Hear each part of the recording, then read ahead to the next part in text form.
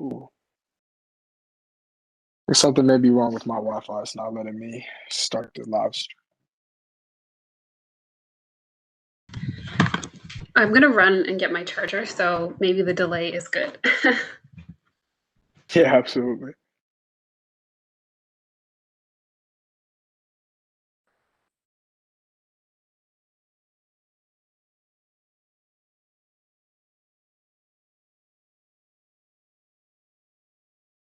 Okay, now it's live.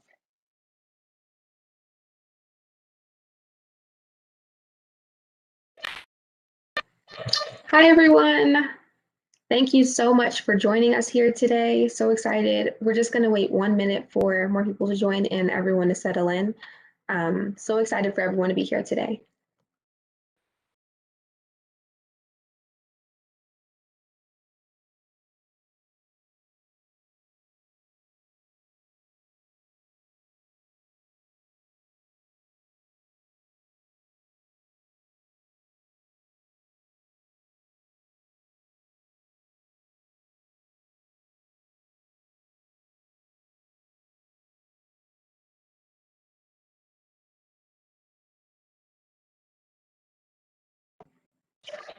Okay, great. So thank you so much for joining us here today for a conversation on the intersecting inequalities regarding both health and the environment.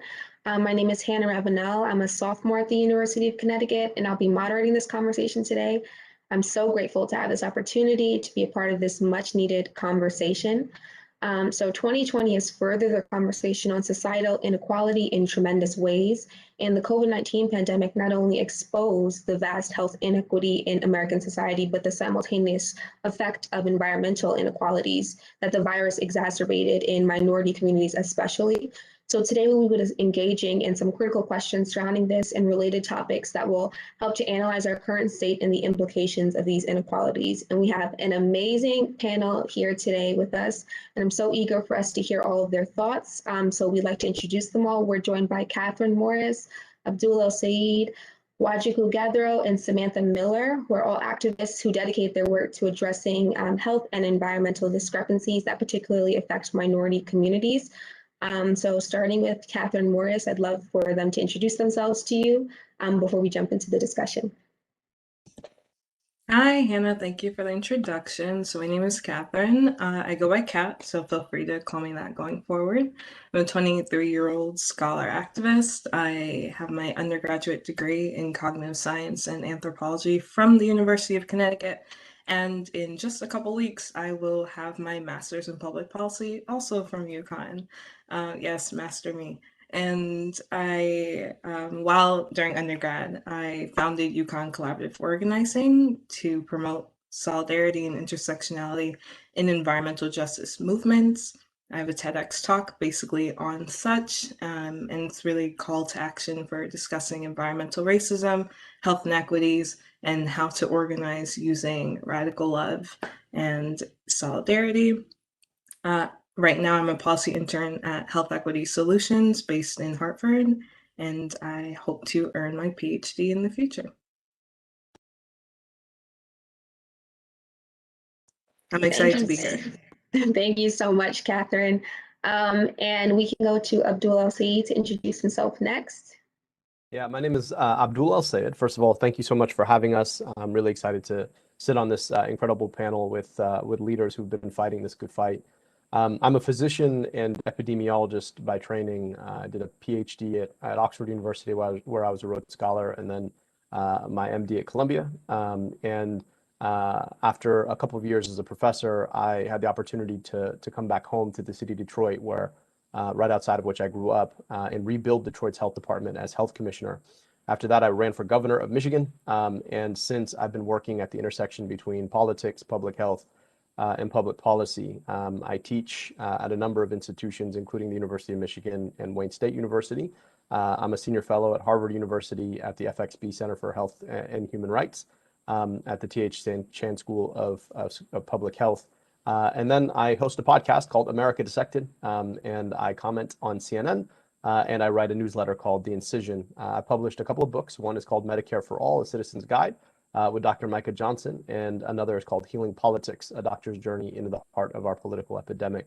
The conversation today couldn't be more apt, and I'm really looking forward to the insights from other panelists and hopefully being able to share some of my own.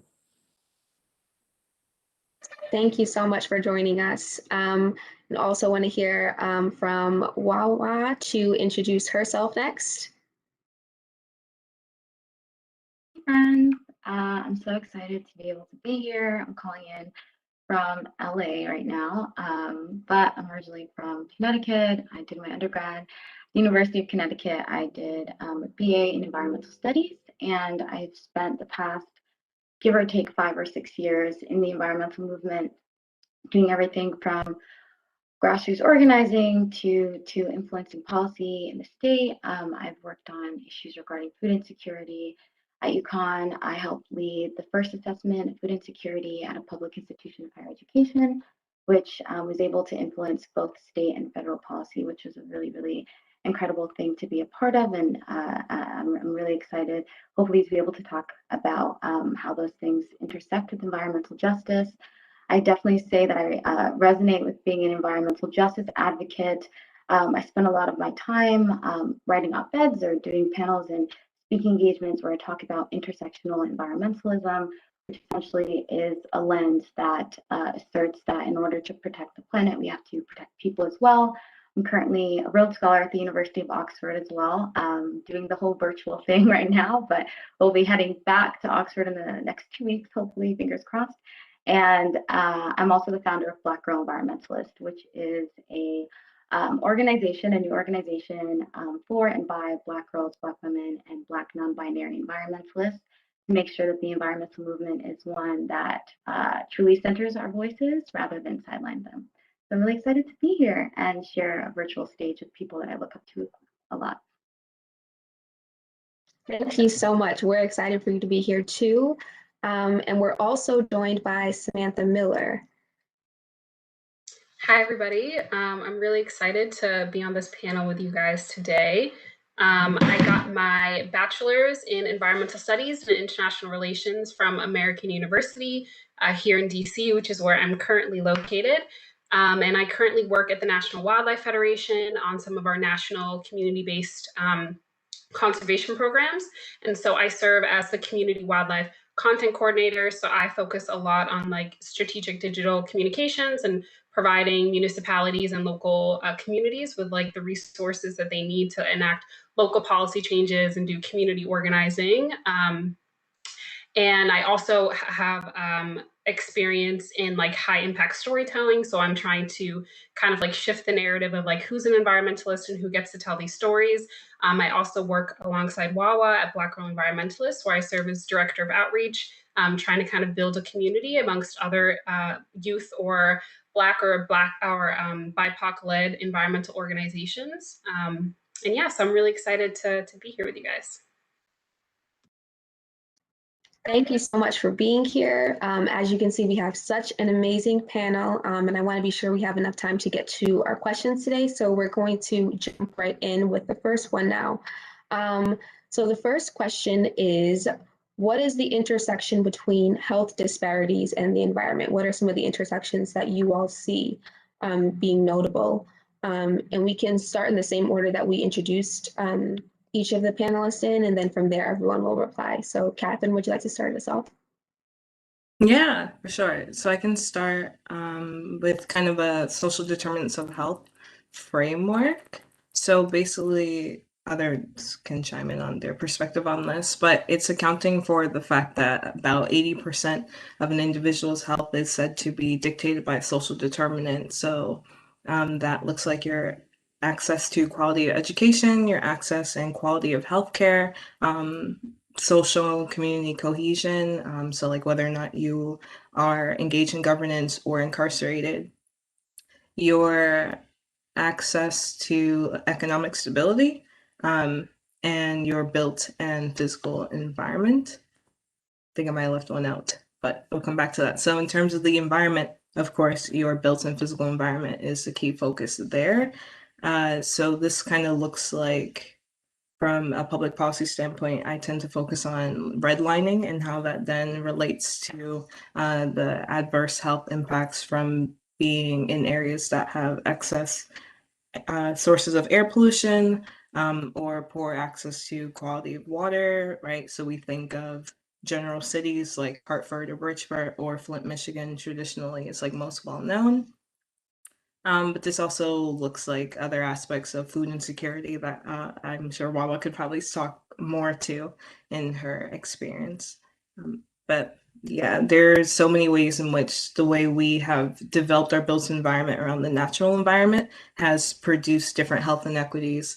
For instance, this looks like excess asphalt and a lack of tree canopy increasing a risk of heat strokes and asthma attacks. This looks like increased air pollution, creating respiratory diseases like asthma, right? In Connecticut specifically, Black children and adolescents are almost 6 times more likely than white children and adolescents to go to the emergency room for asthma and be hospitalized, and Latinx individuals are about 4 to 5 times more likely. And this is not surprising considering the majority of the Black and Latinx communities live in like Hartford and New Haven, where there are the 2 largest incinerators in the state. So that's over 100,000 residents who are exposed to over 5,000 tons of trash being incinerated and releasing pollutants into the air every single day, right? So this is one aspect of the environment and health inequities, but it expands over. I don't want to spend too much time on one specific thing.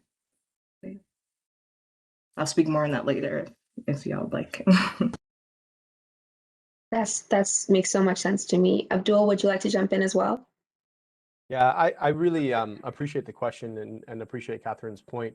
You know, the leaders and thinkers on this panel got there a lot faster than I did, and I'll tell you how long it took me to get there.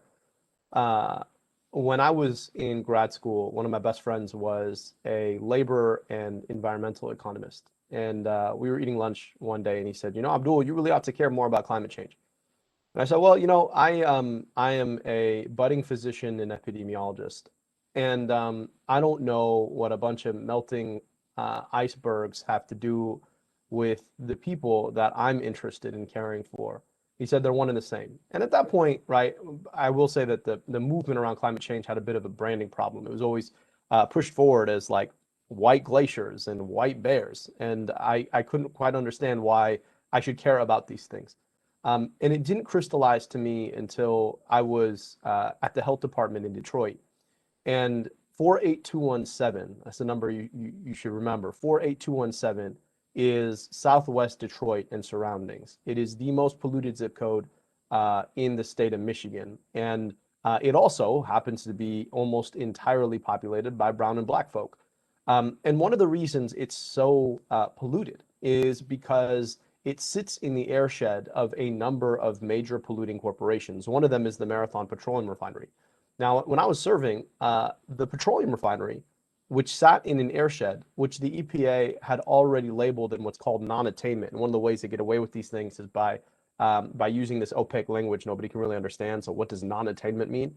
It means that there's already too much of one of 6 of the worst kinds of pollutants in the air in 48217. In this case, it was sulfur dioxide.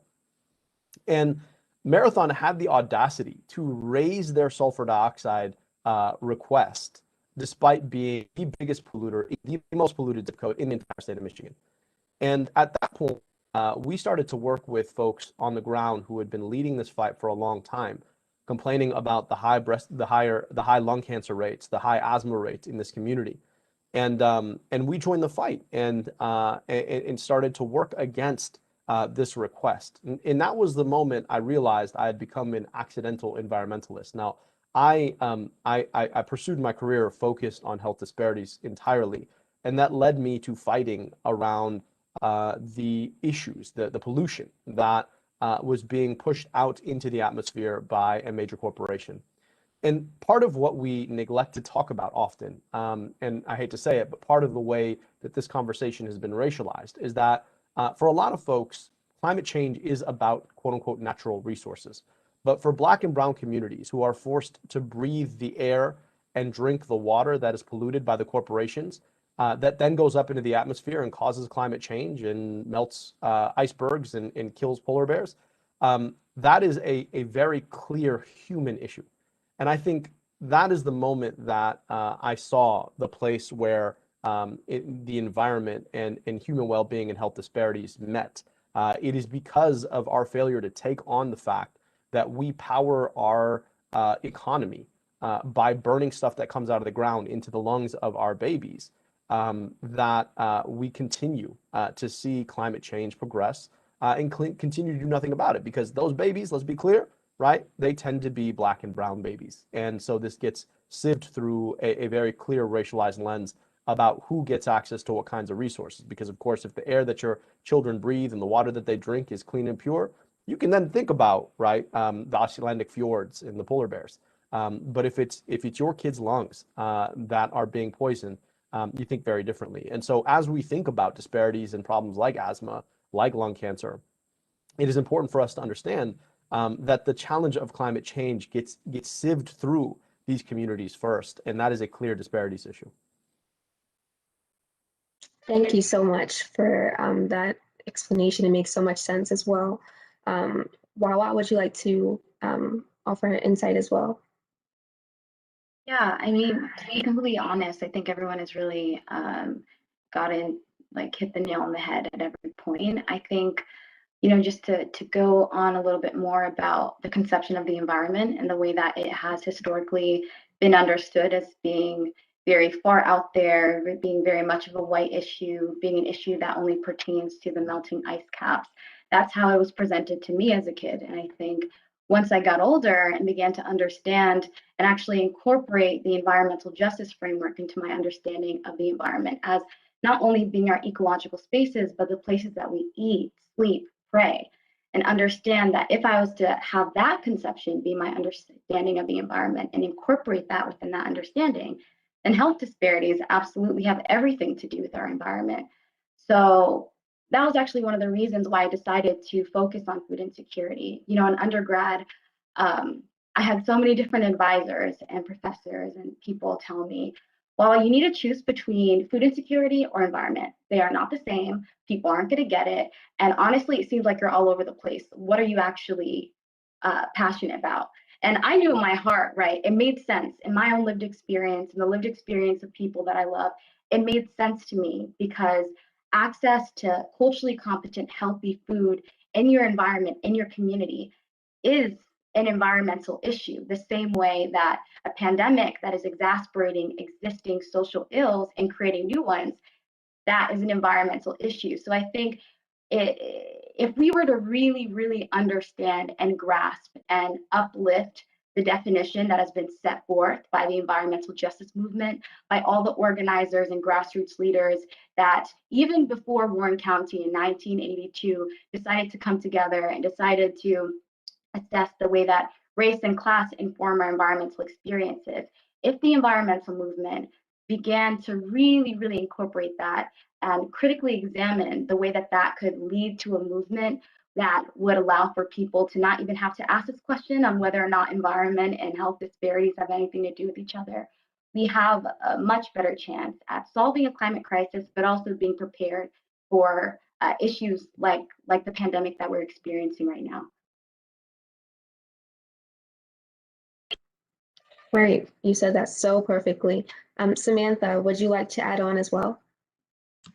Yeah, I don't know what else I can say. You guys really touched on really important parts. I think in my experience, like being in DC for school, I definitely got to have like kind of the more real world experience of how you can have such a vast disparity in health impacts, right? So, south of the Anacostia River, you have wards 7 and 8 that are predominantly Black and have been historically Black neighborhoods. And then you have where I went to school, American University, and like wards 2 and 3, where the median household price is like upwards of $1 million, like very, very rich, affluent neighborhoods. And in my neighborhood, it's so interesting because like right down Wisconsin Avenue, there's like 7 different types of grocery stores. We have 2 Trader Joe's, Safeway, all of that. And in Ward 7 and 8, Ward 7 specifically has like 72,000 residents with like 2 to 3 full service grocery stores. So that's where the problem starts, right? If people can't feed themselves, healthy food, and that they don't have the public transportation to be able to bring large amounts of food back home to their families, they're going to result to eating the food that's like most accessible and most just accessible for them in their neighborhoods. And that's why the life expectancy in wards 7 and 8 is like 60 years, while in the richer neighborhoods, the wider neighborhoods, it's like 90 years, right? And you don't come to that by accident. And I think the human dimensions of the environment have been like historically ignored because early conservationists like literally decided that it was okay for us to clear out the indigenous and native people to this land to create these preserves and to create this like pristine idea of nature. But even from the beginning, it was like grounded in violence, right? So the way that our communities are built, like it's that way for a reason. And one another additional point is that you'll have different communities across the US where the police purposely will cut down trees in specific neighborhoods so that they can better police the neighborhood, right? So if we're talking about the environment and we're talking about health, that's a mental health impact on its own, right? You're living in a community that's over-policed and overburdened, but then you also don't get to have healthy quality trees that would help against, rising temperatures and air pollution and all of these things. So I just wanted to add some of those examples to the conversation because we didn't get here by accident. Like there's a lot of violence that's like, inherent in the history of how we, like Wawa said, how we conceptualize the environment. So it's really important to kind of like bring that up and also not neglect the fact that like Black people have always had a connection to the environment. It's just always been different. So.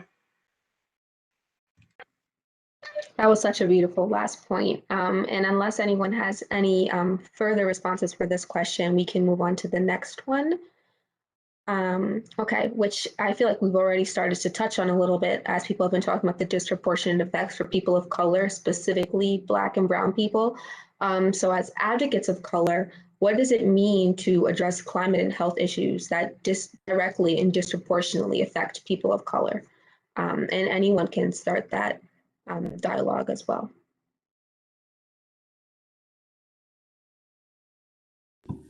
Sorry, yeah.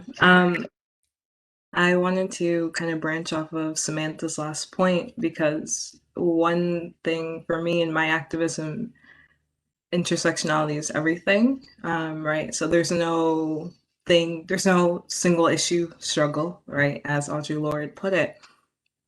So when we talk about policing as a facet of environmental racism, I just want to add in there that like 1/3 of all American federal and state prisons are located within 3 miles of a Superfund site, right? So a Superfund site is basically a location that has been so contaminated so heavily to the point where the EPA is now like, hey, I got to clean this up before you should be around this, right?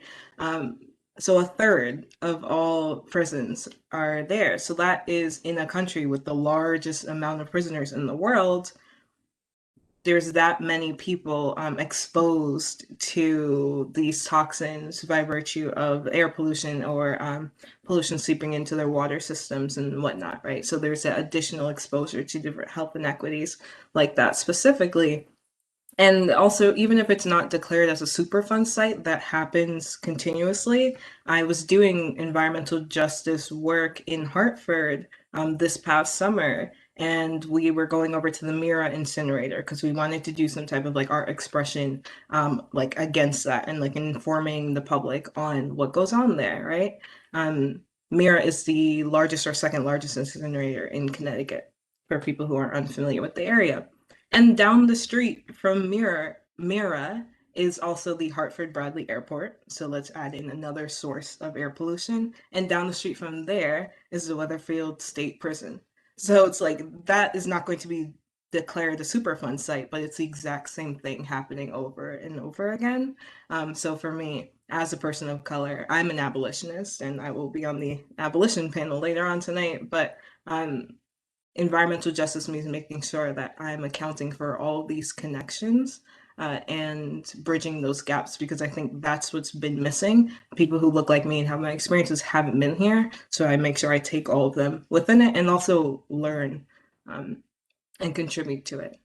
One Health is something that I am big on, right, in terms of recognizing that humans are fully organic beings, just like animals, just like plants, and that we exist in an ecosystem, but racial capitalism has like driven the separation from that into a consumptive place that we have disparate access to.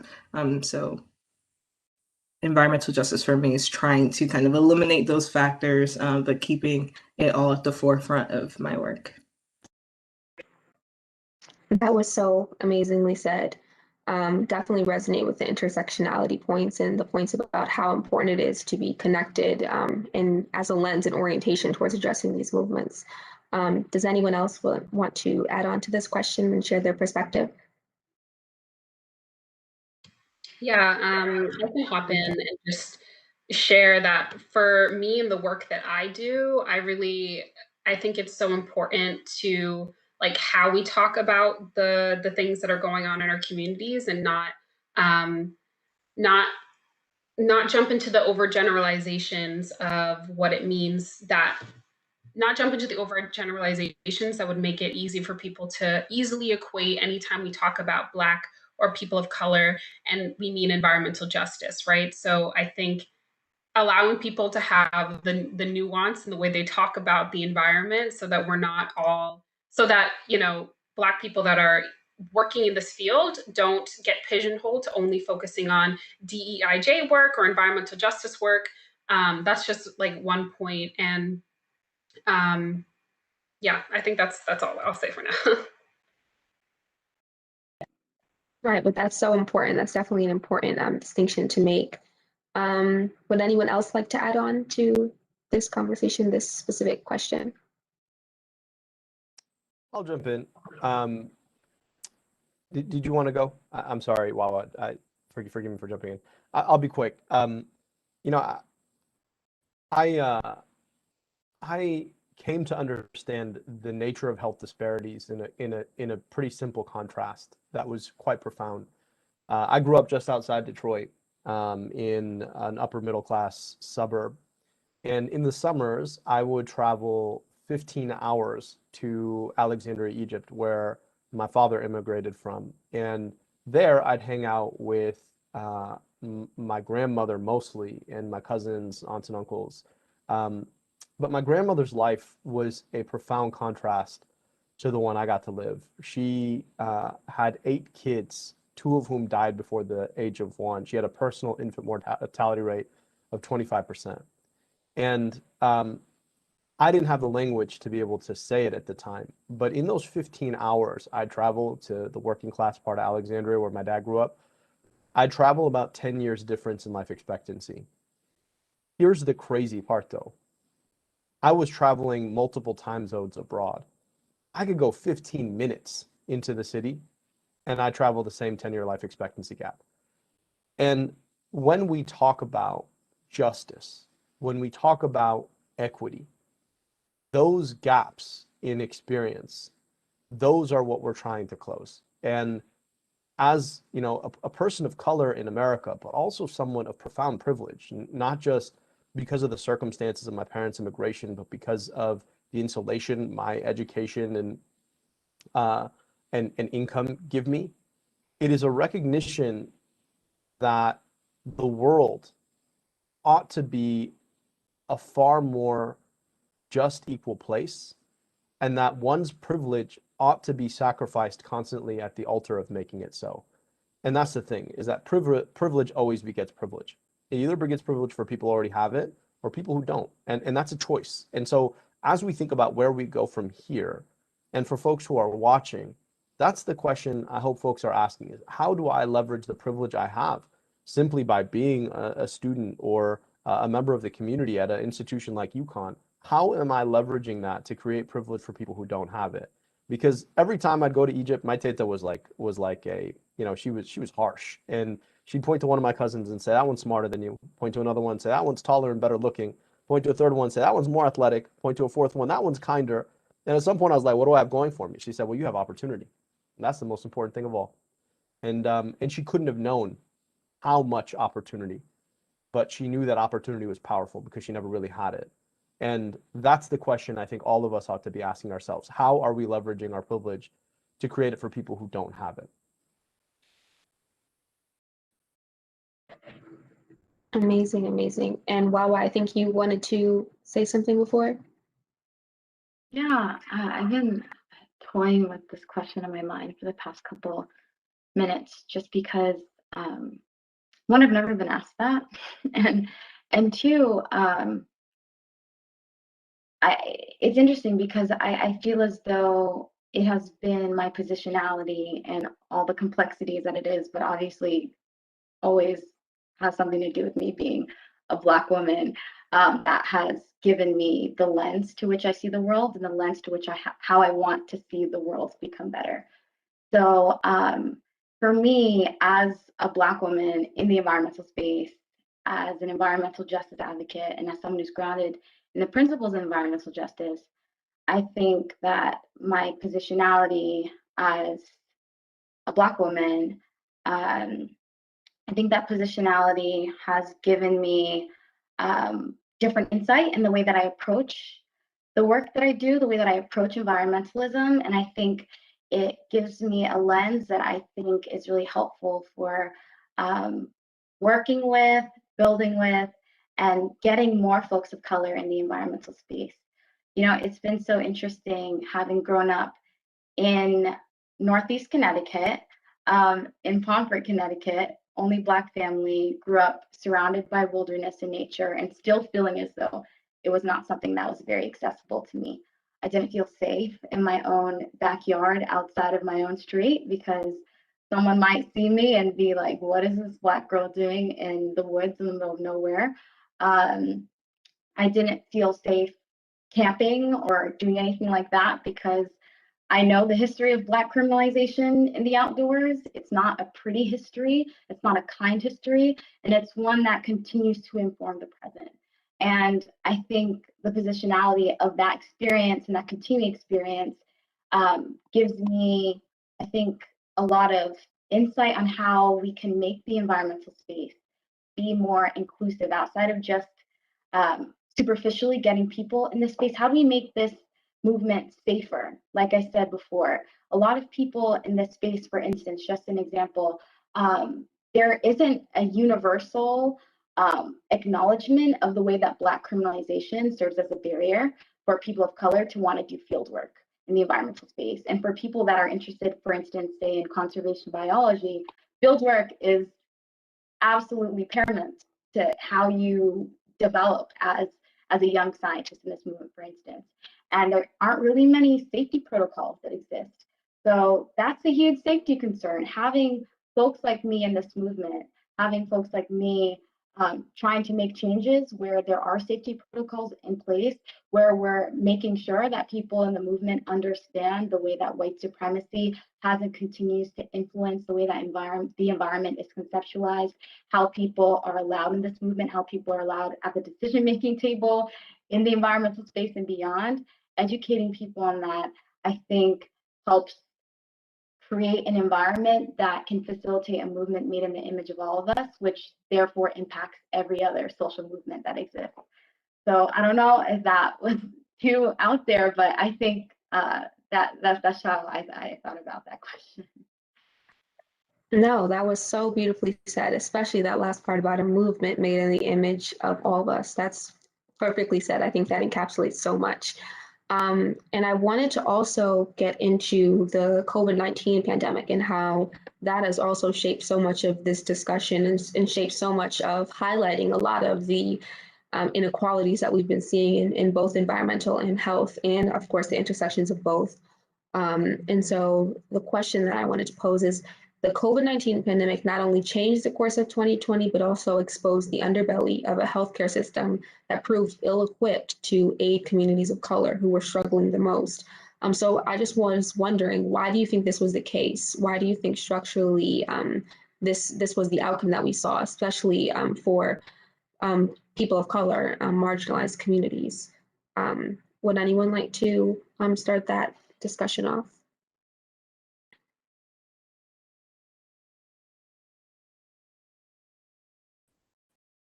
Well, I've got some things to say about that.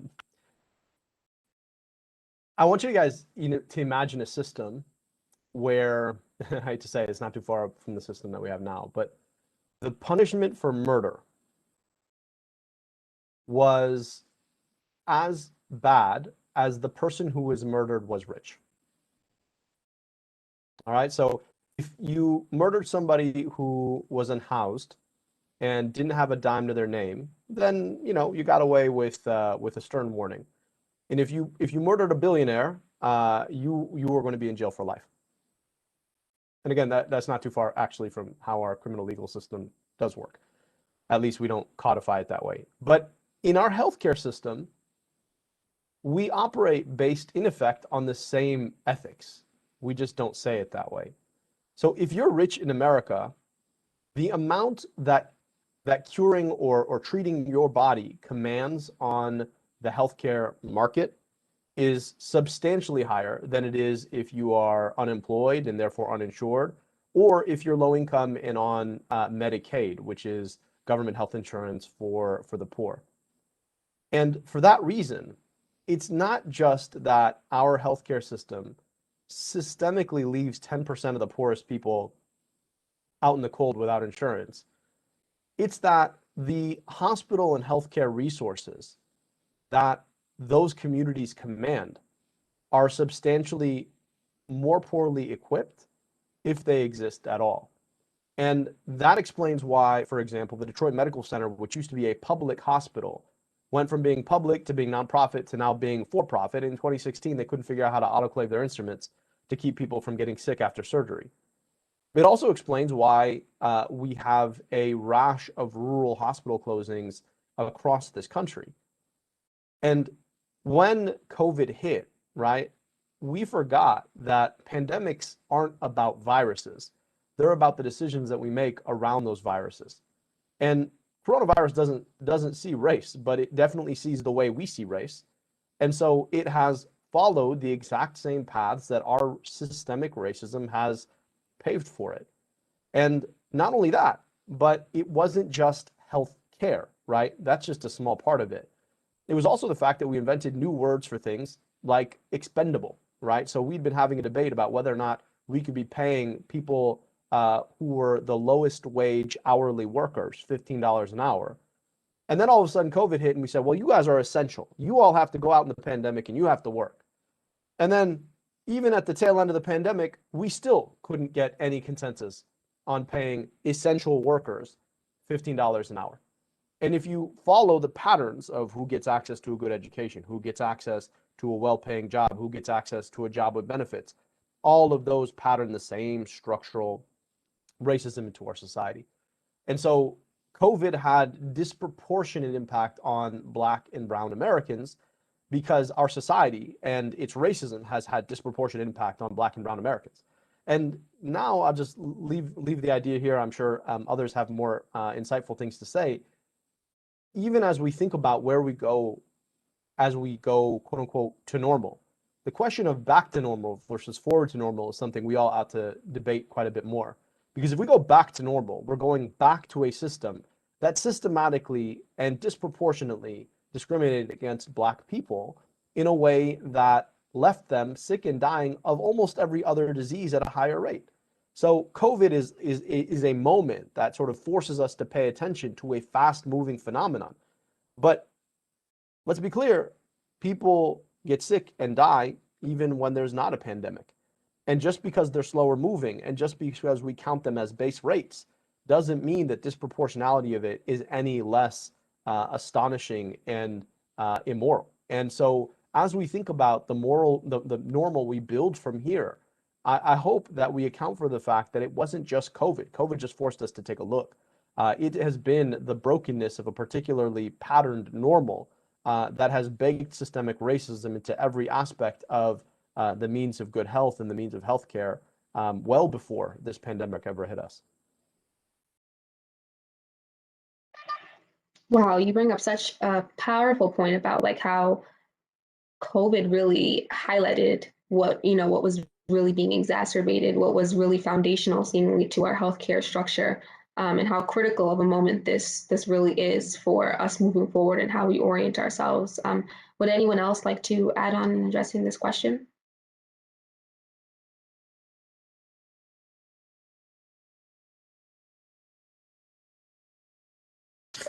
I'm just super mindful of like not, taking up more space than other panelists and whatnot. But yeah, to everyone, to your last point, it really exacerbated existing problems, didn't create any new problems. I mean, I guess in terms of how we go about vaccines specifically or whatever the case, but yeah, it shed light on what was already being talked about. But it was like, hey, remember when we talked about needing Medicare for all? Like, remember when we talked about respiratory diseases and all these pre-existing conditions that made people more likely to die when they're more likely to be infected because they live in crowded housing, because of redlining, and so on and so forth. For me, I think addressing it too is and not acknowledging how, as someone in the policy field, we can do a lot of different things in terms of addressing social determinants of health to have more preventative measures that make public health better before the next pandemic. Because unfortunately, this will not be the last one, right? Even when there was SARS and the bird flu back in the early 2000s or mid 2000s, there were scholars that were like, hey, there's going to be another similar pandemic and we need to fix X, Y, and Z features of our public healthcare system, but no one did anything. And so I think for me, it's really just like we don't have time to keep waiting and seeing if things just magically fix themselves. Like we need to actually do things because otherwise the same people are going to keep dying. And the more we keep disregarding our value, by our, I mean the people who are more likely to die, right? So those who are Black, Latinx, Indigenous, disabled, etc. We have to make a lot of changes. Otherwise, we're going to see the same issues repeat themselves in another decade or in another decade.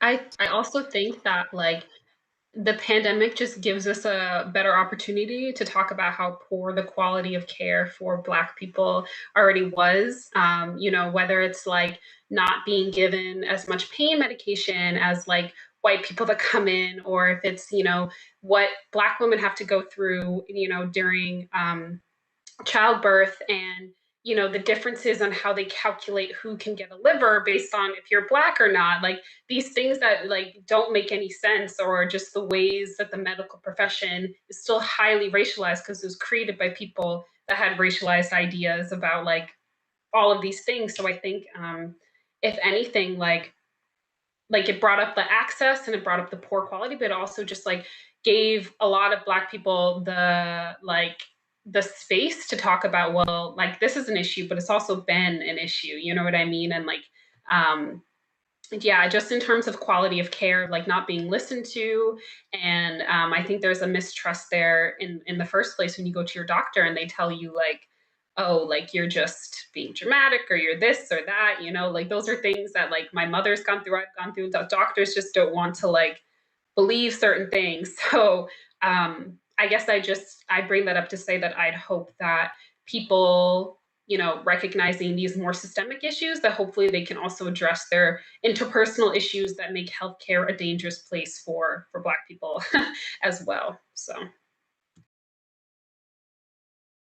Yeah, I think COVID has been a really chilling reality shock. I'd say particularly, in the climate space, like a lot of us, climate activists have always thought that a massive disaster, like a climate crisis, intensifying as years go on, would spur immediate action. And having a pandemic like this that has not been the great equalizer, like some people want to call it, and being encompassing in the way that it has been introduced virtually everywhere.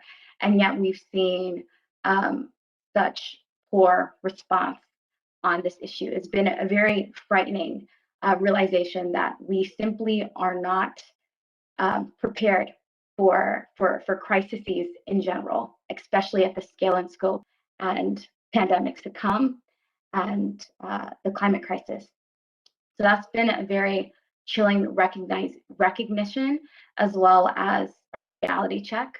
I really sincerely hope, as an optimist, that the lens in which we've really understood how intersectional this issue is will hopefully inform how we deal with other issues.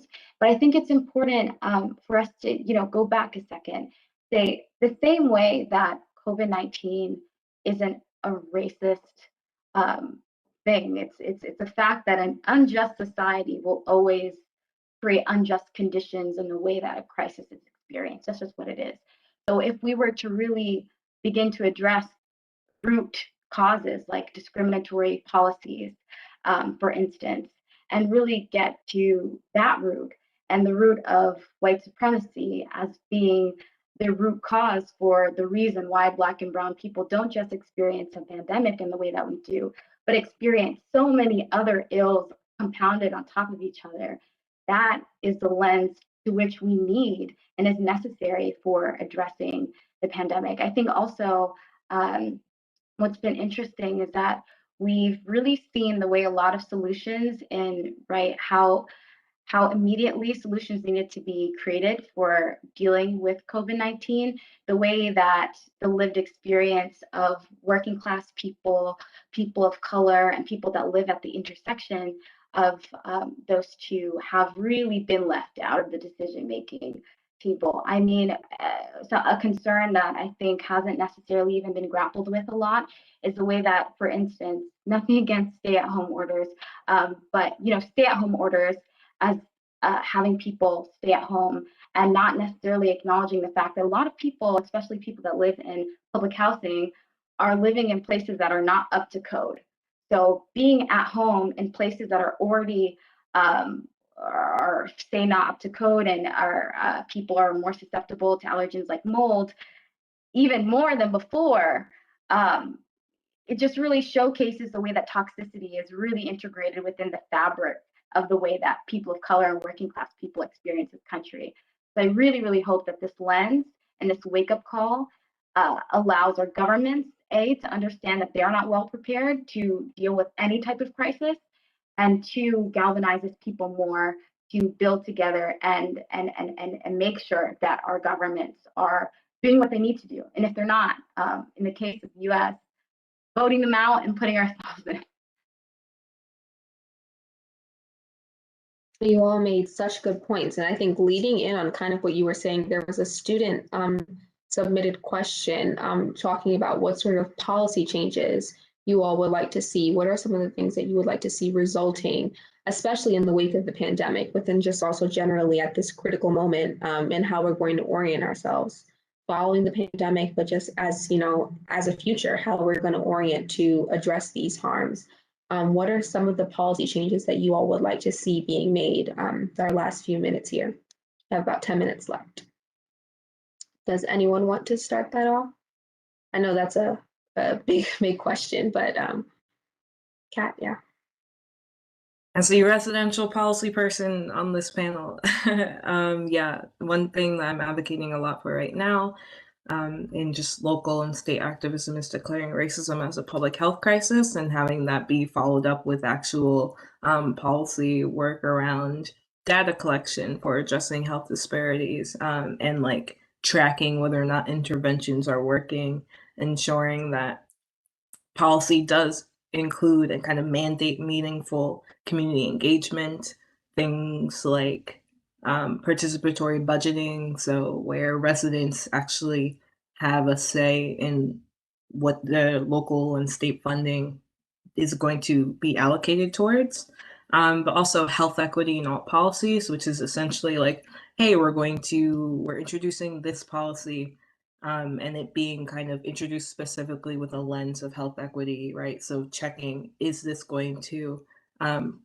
perpetuate existing health inequities, or is it going to solve existing health inequities, right? So like making sure that that is being applied to policy, whether it be increasing access to education, which is a social determinant of health, zoning laws, where there's going to be a new grocery store, or if we're going to start getting into community gardening, those types of things.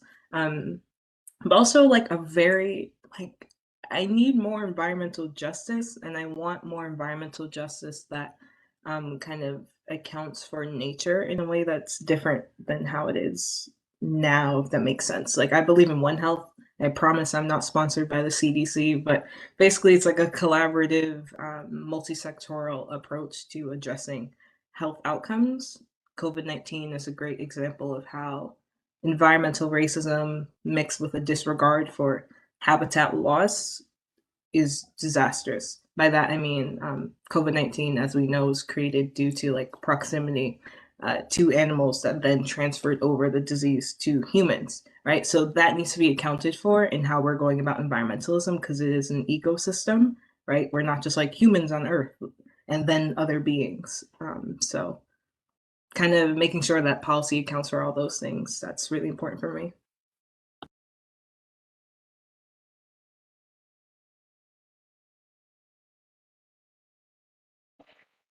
Does anyone else have any commentary on the sort of policy changes that they would like to see implemented moving forward?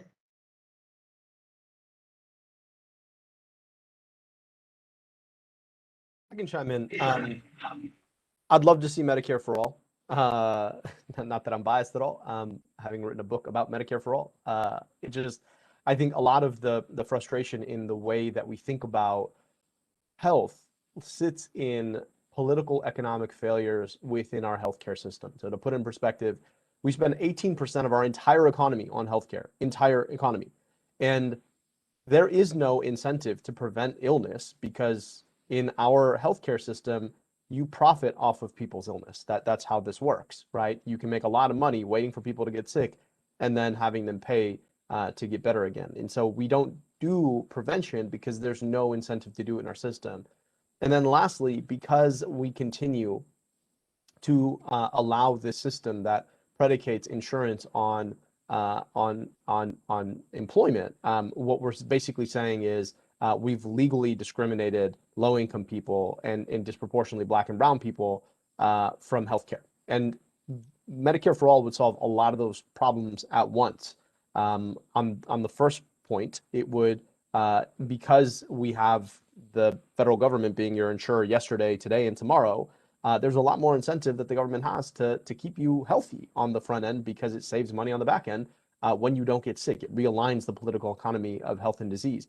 The second point is that no matter who you are, no matter the color of your skin, no matter where you grew up, who your parents are, how you identify, you have the same insurance, and therefore your body is worth the same in the system. And that matters tremendously in terms of thinking about who gets care and who doesn't. And so if you think about it as a structural, political, economic intervention, I think getting that problem right, or getting the answer to that problem right, solves a number of other downstream problems. The last point is I come to this question as a former health commissioner, and the most important thing we can do is resituate everything that we do around people's health back outside the clinic or the hospital, in the places where people live and learn and work and pray and play. And so if we're invested there, then we can keep people from having to get to the clinic or the hospital in the long term, and that's for the benefit of everyone. So well said. Does anyone else want to add on to this question? If not, there was another student submitted question that I would love to get to with our last 5 minutes. So the question was basically if you all have any pieces of advice for people who are just beginning to learn about this issue, any resources or ways that people can get involved, just ways to increase awareness, and also for that awareness to translate into tangible action. If you have any information or pieces of advice in that regard, would anyone like to speak on that as we close out?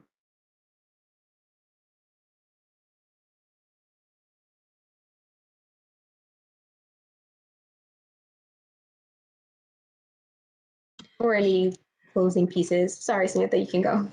Okay.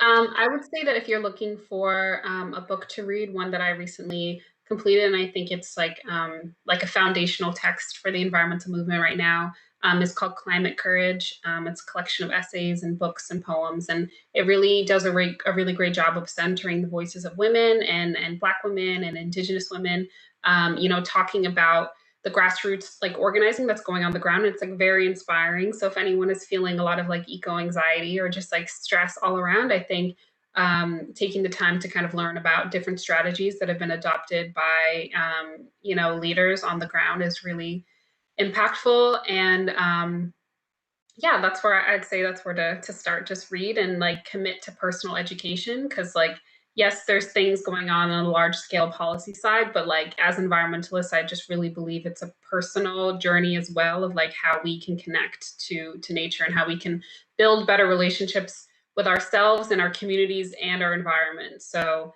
that's what I would say. This is a student that was asking this question, correct? Okay, so I'll give my perspective as a current student and I guess former student at UConn. I would say I also this question, I'm not sure if what they're asking of whether or not they want advice on entering the environmental space or entering healthcare, or is just all of it together. I think they were speaking more generally, just like getting involved in developing knowledge about it in general.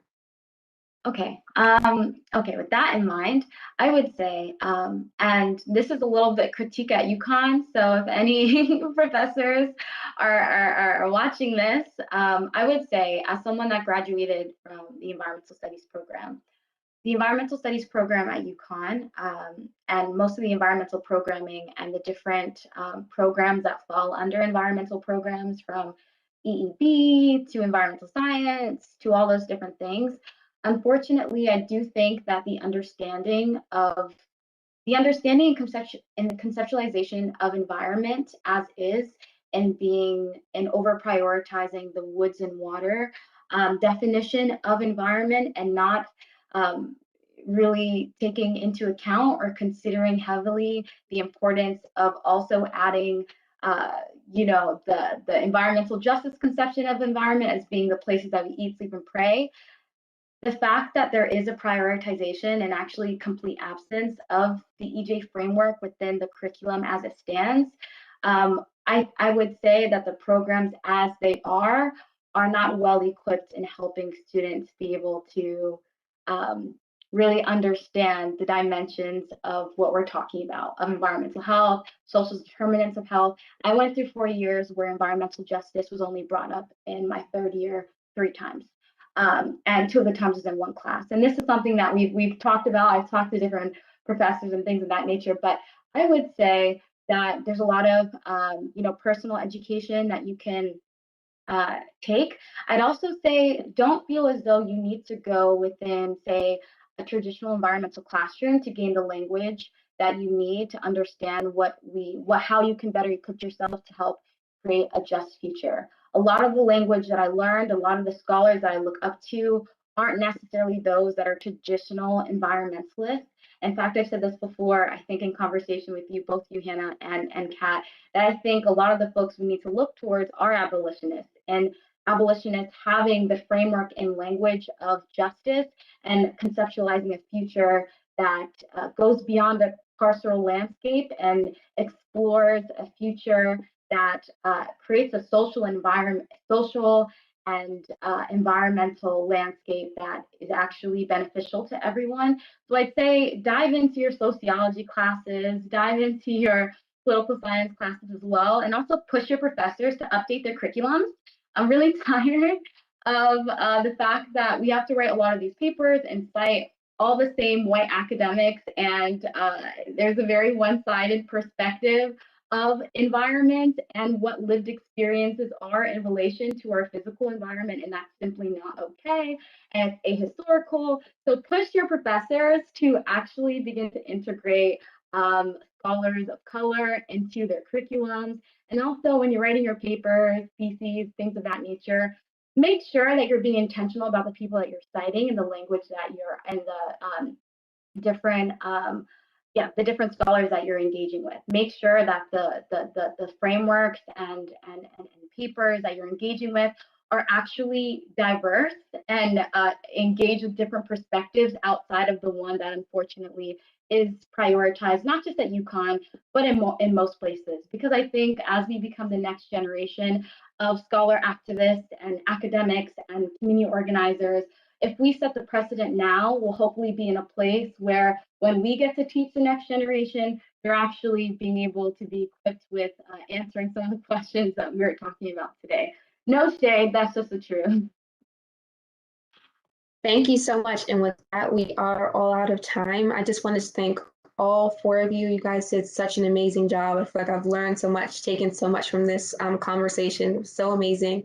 Thank you for allowing me to sit on this panel with you guys and moderate this discussion.